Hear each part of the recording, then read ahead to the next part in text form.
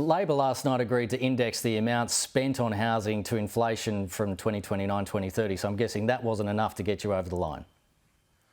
I'm sorry, but indexing a cap that's not even a guaranteed amount from 2029 does not put roofs over people's heads right now who are sleeping in their cars. That says to me that they're not taking this seriously. Let's put the numbers on the table. There are 640,000 families or households right now in need of a social or affordable home across the country. That number is going to increase by 75,000 over the next 5 years, and that's before you get to the millions of renters right now who are one rent increase away from eviction or severe financial stress. This is the worst housing crisis Australia has faced in a long time. And it's actually quite important that we start to take this seriously. Indexing a cap that's not guaranteed from 2029 is a slap in the face for the people who want homes on the ground right now. And that's what we could be doing, by the way, because the Greens have said we will pass a bill that guarantees billions of dollars spent on public and affordable housing and a plan to coordinate a freeze on rent increases. Max, but isn't this progress? I mean, the Greens have a history of doing this. In 2009, the Greens voted against the carbon pollution reduction scheme because it wasn't everything they wanted all at once, and it's claimed that hundreds of millions of tonnes of carbon emissions would have been saved from going into the atmosphere if the Greens at that time had voted for it. Now it seems like you might be doing the same thing, but for the housing crisis. Look, that's just a silly Labor talking point. Over this term of Parliament alone, we have passed the Safeguard Bill, the NRF, we've passed cheaper childcare, we've negotiated on all sorts of things with Labor. Our concern on this instance is Labor has not offered a single extra cent of guaranteed funding for public or affordable housing, or done anything for the over 5 million renters right now are in housing stress. But it is increasing supply, and that's the main thing. Taking this seriously. It's the Jackie Lambie network successfully put a floor on a minimum of 1,200 homes per state for their support, and now they're voting for it. So why can't you have sensible negotiations and meet halfway instead of scuttling the whole thing because it's not everything you want all at once? Isn't progress about small steps? Once you have the ball rolling, then you can pressure the government to do more later. Unfortunately, I think Lambie has been misled in this instance.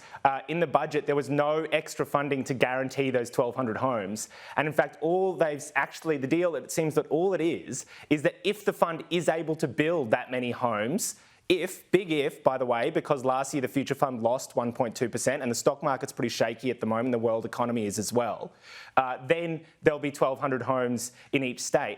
But let's be clear, Tasmania alone is losing 1,020 affordable rentals under the NRAS scheme because the government is ending funding for that. It's robbing Peter to pay Paul. And at the end of that 5 years, Tasmania will see only net increase in maybe 100 homes, more people sleeping in their cars, more people waiting for social housing. I understand what you're saying, but Max, I understand what you're saying. In a budget where they found $4.2 billion, in a budget where they found $2 billion for a surplus, how is it that they can't find extra money to spend directly on public and affordable housing? This is probably the most serious problem facing the country right now. Will you be happy if it fails in its current form?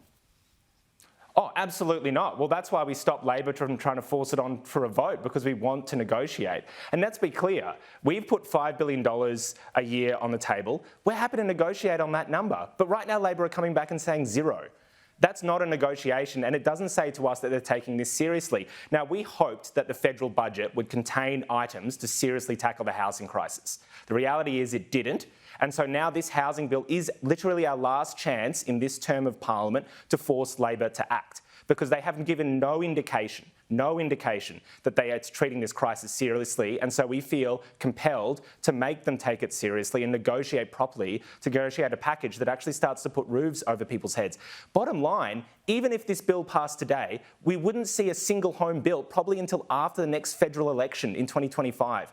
That is not taking the crisis seriously. For the 640,000 families right now who need a home, for the millions of renters right now who are contemplating one rent increase more will kick them onto the streets or sleeping on a friend's couch, that's not a solution. Now, we're a wealthy country. They found $4.2 billion for a surplus.